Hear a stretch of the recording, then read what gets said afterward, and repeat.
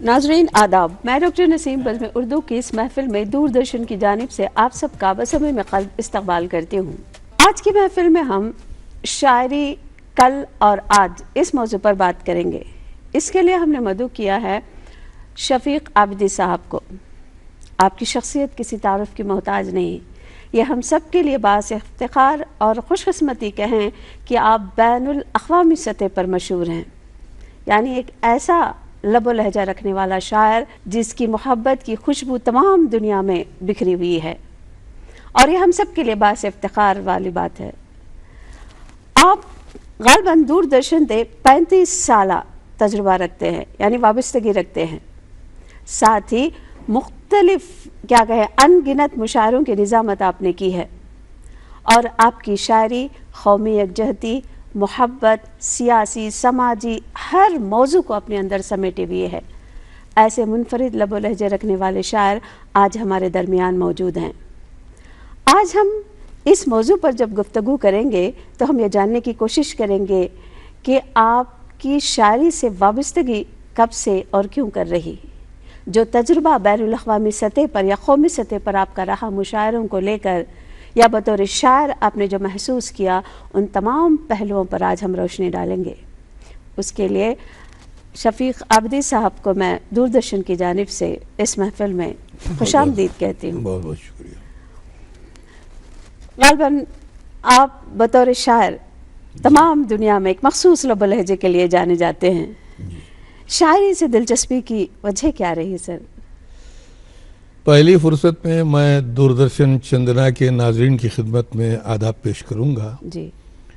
और जैसा कि आपने ये सवाल किया है कि शायरी से कैसे वाबस्तगी हुई, इसकी बुनियादी वजह ये रही है कि मेरा जन्म एक ऐसे घराने में हुआ जी। जिस घराने में शायरी जो है रोज़मर्रा की ज़िंदगी में शामिल रही।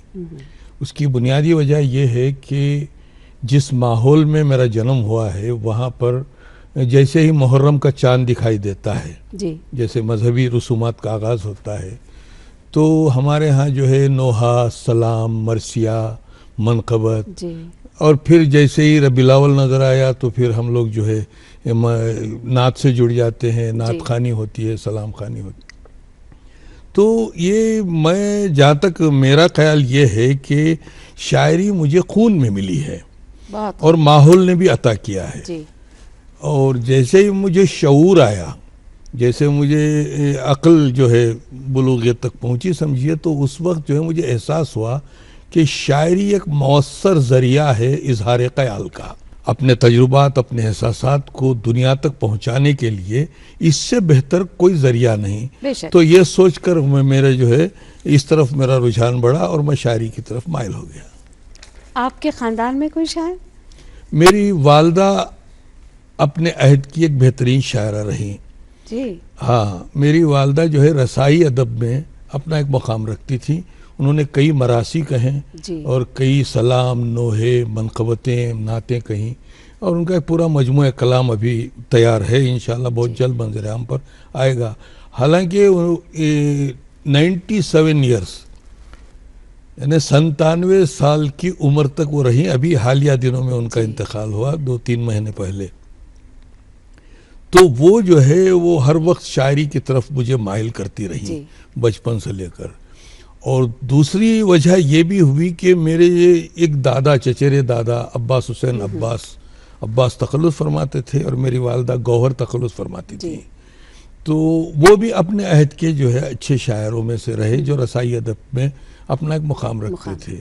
और मेरे नाना जो थे वो मुनव्वर हुसैन रुस्तम तखल्लुस फरमाते थे, वो भी जो है रसाई अदब में, इसलिए कि माहौल जो है बड़ा साजगार रहा आपका माहौल। जो माहौल मुझे मिला बचपन से लेकर, वो माहौल जो है शायरी की तरफ माइल करता रहा। और मैं हाई स्कूल और कॉलेज के ज़माने से ही जो है शेर कहना शुरू कर दिया। शायद इसकी बुनियादी वजह यही रही हो कि माहौल ने मुझे बहुत कुछ अता किया। बेशक। आपका ख़ानदानी पस मंज़र क्या रहा सर? आप कर्नाटक से वाबस्तगी रखते हैं? जी बेशक। मेरा जन्म कर्नाटक के किस इलाके से? जी, चिकबा, देखिए पहले जो कोलार ज़िला था अब वो उसका एक हिस्सा चिकबल्लापुर बन गया है। चिकबलापुर ज़िले के एक छोटा सा कस्बा है अलीपुर जिसका नाम है। वहाँ जो है अभी 25 से 30 हज़ार की आबादी है। वहाँ की बुनियादी ज़बान जो है वो उर्दू ज़बान रही जी। और अक्सर लोग फ़ारसी ज़बान से भी मुंसलिक हैं और कई उलमा कई शोरा वहाँ पर मौजूद हैं। तो और वहाँ पर एक बज़्म मीसम नाम की एक बज़्म भी कायम है जिसका मैं खुद सदर हूँ फिल वक्त। हालांकि मेरे उस्ताद मोहतरम मुजाहिद अलीपुरी और उस्ताद शुरा साहब राबिदी साहब ने उस बज़्म की बुनियाद रखी थी और उस ज़माने में हम लोग उसके अराकिन रहे। अब वो इस दार फ़ानी से रिज़ा इलाही से कोच कर गए, तो उनकी जगह जो है फिल वक्त मैं सदारती जो है जिम्मेदारी निभा रहा हूँ। तो वहाँ पर बाकायदा एक बज़्म है जो माहाना बाकायदा मुशायरे मुनक्किद करती है और फिर रसाई अदब में भी जो है हमारे शोरा इकराम अपने अपने फ़न के ज़रिए जो है अपनी पहचान बनाते हैं।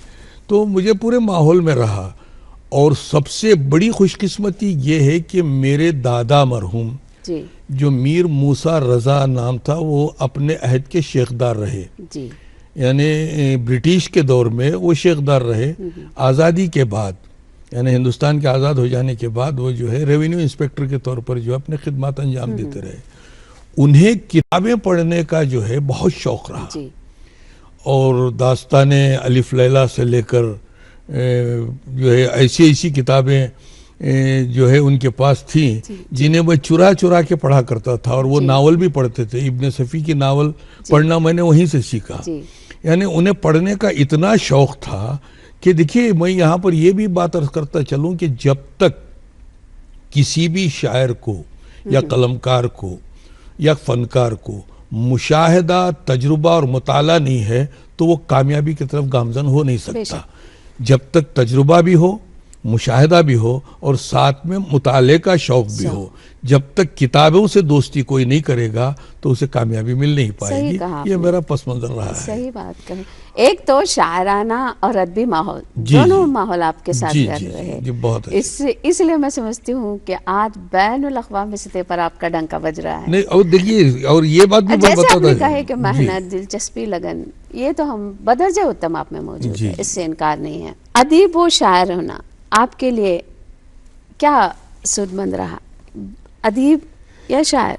देखिए तस्कीन ज़ौक़ के लिए अदीब और शायर ये दोनों, जैसे कि अभी आपने कहा कि आपके खानदान में अदीब भी रह चुके हैं, रहे शायर भी हैं, माहौल में भी रहा, लेकिन इसमें आपने बतौर शायर या शायरी को ही क्यों चुना जबकि नस्र आसान थी आपके लिए? नहीं, मैं नस्र में भी मैंने बहुत सारे मज़ामिन लिखे, नस्र से दूरी इख्तियार नहीं की, लेकिन शायरी से ज़्यादा वाबस्तगी इसलिए हो गई कि लोगों ने मुझे ज़बरदस्ती नाज़िम मुशायरा बना दिया। ये क्या बात है?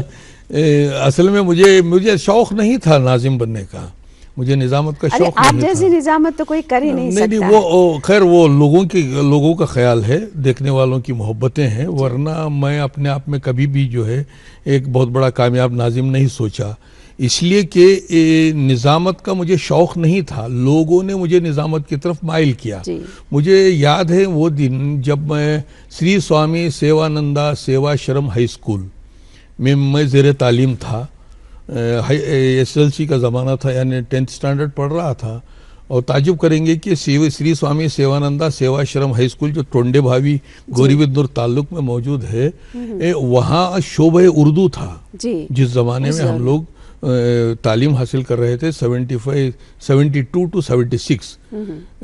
मैं उस हाई स्कूल में जब मैं दाखिला लिया तो वहाँ पर जो है उर्दू बाकायदा डिपार्टमेंट था और मौलाना सैयद शाहबुल हसन साहब जो है मेरे उस्ताद रहे वहाँ पर, और उन्होंने भी जो है मुझे इस तरफ रागिब किया कि तुम्हें बोलने का मलका है, तुम बोल सकते हो। तो छोटे छोटे जलसे में मुझे बोलने की शुरुआत की। जब बाकायदा बज़्म मीसम के नाम से अलीपुर में एक बज़्म बन गई तो वहाँ रसाई महफिलें शुरू हुई, तो मुझे वहाँ लोगों ने नाजिम बनाया और मैं समझता हूँ कि अलीपुर का पहला नाजिम था मैं, जो यानी सलीके से निज़ामत करना शुरू किया। तो ये लोगों की मोहब्बतें थी जो मुझे नाजिम बना गई, वरना मैं बुनियादी तौर पर अरे आज तो आप निज़ामत के बादशाह के तौर पे जाने जाते हैं। नहीं वो देखिए लोग वही तो बताया ना कि लोग मोहब्बत की निगाह से देखते हैं तो हर इंसान अच्छा लगने लगता है। और ऊपर वाले का करम भी है। मैं अपने आप को बढ़ाई नहीं करूँगा। हालांकि हिंदुस्तान का कोई रियासत ऐसी नहीं है जहाँ पर मुझ ना खाकसार को मधु ना किया गया हो। इससे इनकार और दिल्ली में लाल किले के मुशायरे, मैंने 3 मरतबा लाल किले के मुशायरे पढ़े और जश्न लखनऊ की निज़ामत की जी। ये एजाज़ बहुत बड़ा एजाज़ था मेरे लिए। अलीगढ़ मुस्लिम यूनिवर्सिटी, अलीगढ़ मुस्लिम यूनिवर्सिटी में भी जो है बाकायदा मुझे बुलाया गया और मुशायरा कैनेडी हॉल में जो है मुशायरा पढ़ा और वहाँ लोगों ने मुझसे ये कहा कि आप किसी भी सूरत से कहीं से भी जुनूबी हिंदुस्तान के नहीं लगते हैं। मैंने कहा कि देखिए साहब, ये मेरे लिए एजाज़ है कि मैं जुनूबी हिंदुस्तान में पैदा हुआ हूँ, इसलिए कि जुनूबी हिंदुस्तान का अदब का भी एक मुकाम है। अदब में जुनूबी हिंदुस्तान का भी एक मुकाम है। सल्तनत खुदादाद से लेकर आदिल शाही दौर से लेकर आज तक की तारीख का अगर मुताला किया जाए तो जितना कर्नाटक के उदबा शोरा ने जो काम किया है उसे मंजर आम पर लाने की ज़रूरत है। ये अलग बात कि हम लोगों में कोताही हुई है या बेनियाजी है। और ये बात भी मैं यहाँ पर इजहार कर दूँ कि कर्नाटक के कलमकार, नामवर कलमकारों से लेकर मुब्तदियों तक बेनियाजी कूट कूट कर भरी हुई है। कोई भी नामो नमूद के लिए जो है कर्नाटक का शायर या अदीब खिदमत नहीं करता। वो अपने तस्कीन ज़ौक़ के लिए करता है, अपने शौक़ के लिए करता है और अपनी दुनिया में खोए रहता है। ज़ौक़ और शौक़ रहा है, किसी की तारीफ सुनना या वाहवाही उसूल करना इसका मकसद नहीं रहा। नहीं रहा। ये खासियत है इस रियासत की खासियत रही है। बड़े बड़े शोरा यहाँ पर है।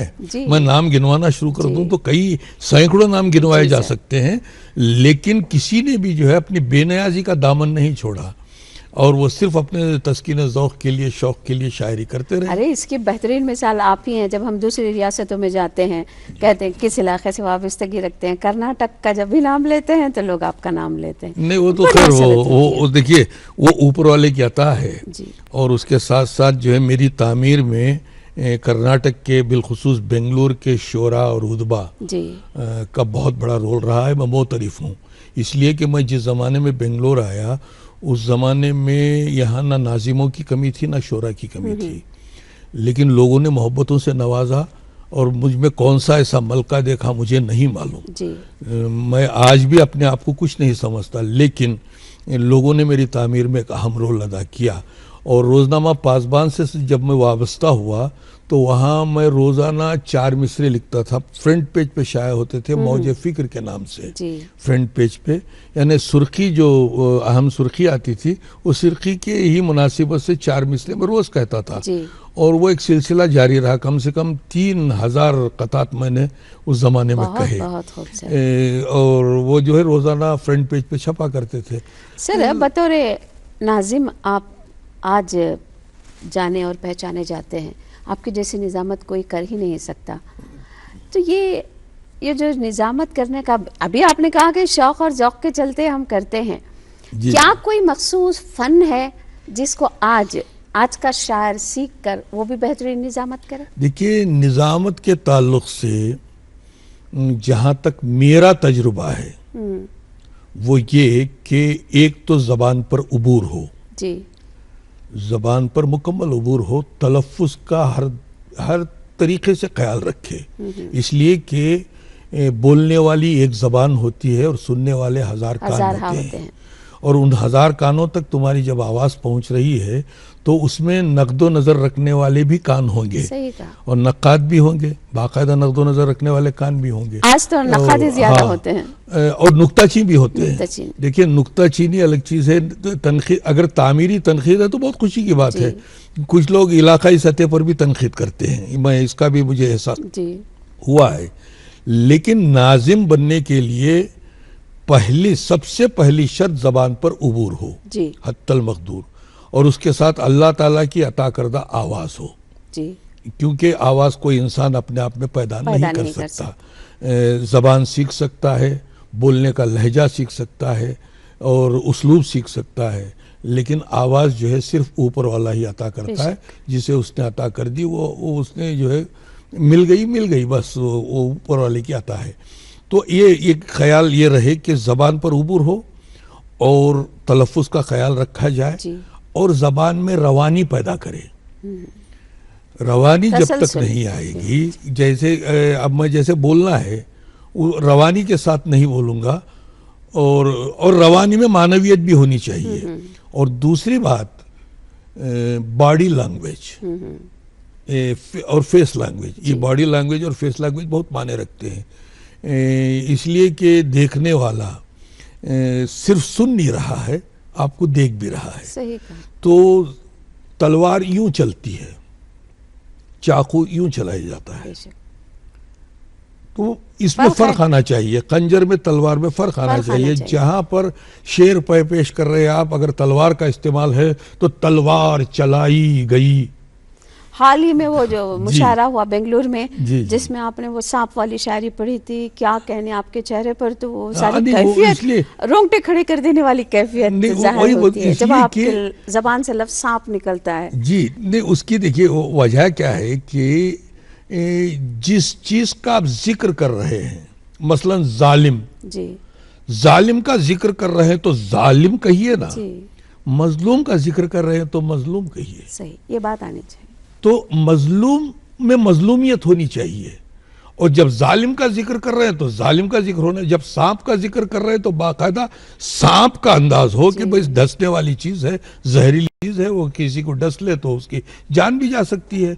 तो ये तमाम बातों का लफ्ज, देखिए अल्फाज में जो अल्फाज आप इस्तेमाल कर रहे हैं, जो लफ्ज इस्तेमाल कर रहे हैं, उस लफ्ज, किस लफ्ज पर जोर देना है, लाज़मी, किस लफ्ज पर नहीं देना है, कहाँ सुकूत चाहिए, कहाँ मुतहरिक हो जाना चाहिए, इस बात पर गौर व फिक्र करना नाजिम का फरीज़ा है। जब तक वो इन बातों पर गौर व फिक्र नहीं करेगा, वो बेहतरीन निज़ामत कर नहीं पाएगा। सर, आप बुनियादी तौर पर रोजगार क्या रहा आपका जरिए रोजगार? देखिए, मैं इब्तिदा में जवाहरात का बिजनेस किया, जब उसमें घाटा हो गया तो चंद दिन बड़ी तकलीफ में आ गया। तो आप यकीन नहीं करेंगे, बहुत सारे लोग, आनजहानी वजीर आला धर्म सिंह जी ने एक मरतबा मुझसे पूछा कि आबदी साहब आप पहले क्या करते थे? तो मैंने कहा मैं लारी चलाता था, ट्रक ड्राइवर था। तो हंसने लग गए पहले, बोले मुझे यकीन नहीं हो पा रहा है। मैंने कहा देखिए सर, किसी के यकीन करने या ना करने से हकीकत पर पर्दा नहीं डाला जा सकता। जब मैं बड़े अजीब कठिन मंजिलों से गुजरने लगा तो 6-7 साल के लिए मैं लारी चलाने चला गया, लेकिन इसका फायदा जो मुझे पहुंचा है वो मेरे शायरी पर बहुत असर हुआ। और जब मैं सहाफत में आया तो उसमें मेरे तजुर्बे बयान करने का भी मुझे मौका मिला। इसलिए कि जब लारी ड्राइवर एक गांव से दूसरे शहर, एक शहर से दूसरे शहर तक पहुंचता है, मसलन बेंगलोर से निकले हैदराबाद तक पहुंचे तो 560 किलोमीटर का फासला उसने तय किया, तो हर दरख्त पर जो है उसका एक नया तजुर्बा है, बहुत हर मील के पत्थर पर जो है एक नया तजुर्बा है, नए मुशाहिदे हैं। तो ये मुशाहिदे भी हमा किस्म के लोगों से मुलाकातें और हर किस्म के, तो ये मुझे कारामद साबित हुआ। और ये चीज हम देखते भी हैं आपकी शायरी में, मुख्तलिफ, जी क्या कहते हैं आप, जिस सरजमीन पर आप जाते हैं, सच कहें मुशायरे के लिए, वही लबो लहजा आप इख्तियार करते हैं। नहीं, उसकी वही तो, और वो सिफात भी बेहतरीन तरीके से पेश करते हैं, लोग दंग रह जाते हैं कि इनको तो हम पहली बार देख रहे हैं, लेकिन ये हमारी कमजोरियों से कैसे नहीं, वही तजुर्बा मुझे उस लाइन में मिला, जो 5-6 साल मैंने लारी चलाई है उस जमाने में मुझे मिला। उसके बाद मैं सहाफत में आया, जर्नलिज्म में जब आया वापस, पासबान से जुड़ गया, तो पासबान में जुड़ने के बाद मुझे नए तजुर्बे करने का मौका मिला, और पुराने तजुर्बों को बयान करने का भी मौका मिला, रकम करने का भी मौका मिला, लोगों तक पहुंचाने का भी मौका मिला, और नए तजुर्बे करने का भी मौका मिला। इसलिए कि जर्नलिज्म की दुनिया भी जो है बड़ी अजीब दुनिया होती है, वहाँ भी अलग अलग लोगों से मुलाकातें, बड़े सियासतदान से लेकर छोटे चोर तक मुलाकातें होती रहती हैं। तो ये जो है तजुर्बे जो है मुझे अपने फ़न के ज़रिए इजहार करने में कारामद साबित हुई। यही वजह थी कि जिस मुशायरे का आपने तस्करा किया उसमें मैंने ये खुल के कहा था कि जो ना समझे कभी कोई इंसान की अजमत क्या है, यही शेर था सर। जो न समझे कभी इंसान की अजमत क्या है, क्या समझ पाएंगे वो लोग मोहब्बत क्या है। बहुत खूब। हर घड़ी डसते हैं इंसान को इंसान, यहाँ ऐसे माहौल में सांपों की जरूरत क्या है? कहा। तो ये कहने का जो वो सलीका पैदा हुआ, हाँ। वो इन्हीं तजुर्बात की बुनियाद पर वो कहना। सर, जब आप सहाफत की बात कर रहे हैं, आप पासबान से जुड़ गए, आप दूरदर्शन से भी ग़ालिबन 32 या 35 साल अरसा जुड़ चुके। जब आप दूरदर्शन आए थे, वो इब्तिदाई दौर कैसे रहा था? कैसे आप ऑल इंडिया रेडियो और दूरदर्शन दोनों को एक साथ? ऑल इंडिया रेडियो में मुझे पहली मर्तबा जो है मिलनसार अथर साहब उसके डायरेक्टर थे, तो पहली मर्तबा उन्होंने मुझे ऑल इंडिया रेडियो पे इंट्रोड्यूस किया। और यहाँ पर जो है दूरदर्शन में जब मैं आया तो उस ज़माने में कलाम शायर बज़बान शायर एक प्रोग्राम होता था कि 15 मिनट के लिए एक ही शायर बैठा है और अपना कलाम सुना रहा है। तो उसके ज़रिए मुझे यहाँ एंट्री हुई। उसके बाद कई मुहर्रम के प्रोग्राम बनाए, उसके बाद कई मुशायरों की निज़ामत की और कई मुशायरों में मुझे बुलाया गया। उस ज़माने में मैं नाम लेना जो है ठीक नहीं रहेगा, लेकिन कई लोगों ने मुझे यहाँ पर बहुत साथ दिया और दूरदर्शन का बहुत अच्छा तजुर्बा रहा। मैं तो समझता हूँ कि बेंगलोर दूरदर्शन का मैं ममनून और मुतशक्किर हूँ कि आज मैं अगर आलमी सतह तक मेरी पहचान बनी है तो इसमें दूरदर्शन का एक अहम रोल रहा है। मैं इससे इनकार कर ही नहीं सकता, इसलिए कि ये वो प्लेटफॉर्म है, यहाँ से कई लोग आगे बढ़े हैं। उन लोगों में मेरा भी एक छोटा सा नाम जब तो इब्तिदा थी दूरदर्शन वाहिद एक ऐसा टेलीविजन था। उस जमाने में कोई दूसरा चैनल था नहीं। जिस जमाने में मैं दूरदर्शन में आया उस जमाने में कोई दूसरा चैनल था नहीं और एक ही चैनल था। और मुझे वो वाक़या भी याद आता है कि जब मैं पहली मर्तबा दूरदर्शन की स्क्रीन पर आया हूँ, गालिबन 91 या 92 की बात है, तो उस ज़माने में पूरे गांव वाले अपने गांव वाले जो है कोई घर में जो है अकेला बैठा नहीं था, सब दूरदर्शन वो जो है स्क्रीन के सामने बैठे हुए थे, टीवी लगाए हुए, कहीं ब्लैक एंड व्हाइट टीवी है, कहीं कलर टीवी है, सब जो है लगा के मुझे देख रहे हैं। और दूसरे दिन मैं जब बाजार में आया तो सबों ने सलाम करना शुरू कर दिया, हमने रात में आपको स्क्रीन पे देखा है। तो ये तजुर्बे थे, यकीनन दूरदर्शन का एक बहुत बड़ा मुकाम रहा है। तो सर, शायरी का माजी आप जानते हैं बहुत खूब और हाल भी आप देख रहे हैं, दोनों में कितना फ़र्क है, या आज जो शोरा लिख रहे हैं उनको क्या मखसूस पैगाम आप देना चाहेंगे? देखिए, कल की शायरी और आज की शायरी में फ़र्क ये है कि कल था और आज है। कल के तकाजे अलग थे, आज के तकाजे अलग हैं। कल की शायरी के लवाजिमात अलग थे, आज की शायरी के लवाजिमात अलग है। मैं कभी भी जो है ये नहीं कहता कि जो रिवायत से मुंह नहीं मोड़ा जा सकता। मीर तकी मीर को, गालिब को या खुसरू को नज़रअंदाज नहीं किया जा सकता। उन्हीं की नहज पर हमें चलना भी है, लेकिन आज के तकाज़ों को भी पूरा करना ज़रूरी है। कल जो है गुल्लो बुलबुल की बातें हुआ करती थी, कल की शायरी में जो है इश्क व मोहब्बत के तस्करे होते थे। उस ज़माने में इब्तिदाई दौर में जो है गज़ल सिर्फ जो है, यानी गज़ल के मानी आज भी अगर लुगत में उठा के देखें तो यही कहेंगे कि औरत से बात करने के बाद बातचीत करना है, लेकिन आज औरत से बातचीत करना नहीं है। गालिब ने इसे ऐसा वसी मैदान अता कर दिया। सलाम है गालिब की रूह पर। मिर्ज़ा असदुल्लाह गालिब खान है जो, यानी गालिब ने जो वसअत अता किए उर्दू शायरी को और गज़ल को बिलखुसूस। न था कुछ तो खुदा था, कुछ न होता तो खुदा होता, डुबोया मुझको होने ने न होता मैं तो क्या होता। यानी गज़ल में जो है खुदा से भी बातें करने लग गए, शिकवे करने लग गए। और यहाँ पर मैं ये बात भी अर्ज़ करता चलूँ कि कल के तकाज़े और कल की ज़बान, कल का जो लबो लहजा था वो एक अलग ही जाविया था। गालिब ने अगर दुनिया से शिकवा भी किया है या मीर ने शिकवा भी किया है या उसके बाद के दाग ने, दर्द ने, मोमिन ने, जितने शोरा और नसीम मैसूरी ने, यहाँ के शोरा का अगर तस्करा किया जाए तो इन लोगों ने जो उस ज़माने में बातें की हैं वो अपने अहद के तकाज़ों को पूरा करते हुए उन्होंने बातें की।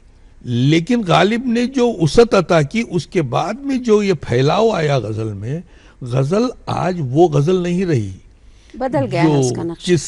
सिर्फ, और मैं यहाँ पर ये भी अर्ज कर दूँ तो गलत नहीं होगा कि गज़ल कि वसअत ने कई असनाफ को ख़त्म कर दिया। जी। आप ताजुब करेंगी, हजो एक सिन्फ थी उर्दू शायरी की, हंसी मजाक की बाकायदा हजो तरबिया शायरी थी, है आज भी है, यानी तंज़ो मिज़ाह की शायरी। और उसी के साथ साथ जो है तंज करने का एक लहजा था, वो भी जो है गज़ल में शामिल कर लिया गया। और रज़मिया अंदाज था, रज़म को भी शामिल कर लिया गया, बज़म को भी शामिल कर लिया गया। और गज़ल में सिर्फ मोहब्बत से हटाकर जो है अहद हाजिर के तकाज़ों को बयान करने का भी सलीका जो है गज़ल के में जो है वो शामिल करके लोगों ने शुरू कर दिया। तो इसमें कई, यानी जारी ख़त्म हो गई, हजो ख़त्म हो गई, और शहर आशू भी एक सिन्फ हुआ करती थी जिसमें शिकवे शिकायतें हुआ करती थी, वो सिन्फ भी ख़त्म हो गई। तो गज़ल का पैरा जैसे जैसे वसी होता गया, वैसे वैसे जो है उर्दू शायरी वसी होती चली गई। और मैं नए शोरा को सिर्फ इतना ही पैगाम दूंगा कि वो मुताला करें। सबसे पहली शर्त मुताला है। जब तक हम पुराने शोरा उदबा का मुताला नहीं करेंगे तब तक हमारी फिक्र में वसअत नहीं आएगी, ना रोशनी आएगी। और नस्र में हत्तल मक़दूर नसरी किताबों का भी मुताला करें, सिर्फ शायरी का ही नहीं। और मुताले के साथ साथ अपने मुशाहदात को अपने अशार में शामिल करने की कोशिश करें। और हत्तल मक़दूर तख्लीकियत की तरफ तवज्जो दें, तकलीद से परहेज करें। बहुत खूब, बहुत बेहतरीन बात बताई। तो नाज़रीन, शफ़ीक़ आबिदी साहब ने शायरी कल और आज इस मौजू पर उन्होंने बात की, अपने ज़ाती तजुर्बात को आपके सामने रखा। उनका कहना है कि माजी में जिस तरह की शायरी लिखी जा रही थी और आज की शायरी जो शायर लिख रहा है, उन दोनों में बहुत फ़र्क है। लेकिन साथ ही वो इस बात पर जोर देते हैं कि आप रिवायती शायरी से परहेज़ नहीं कर सकते, उसकी पासदारी भी लाजमी है। लेकिन इस बात को याद रखें, शायर समाज का नबाज होता है। जो तख्लीक़ वो मंज़र आम पर लाता है वो तमाम लोगों के लिए होती है।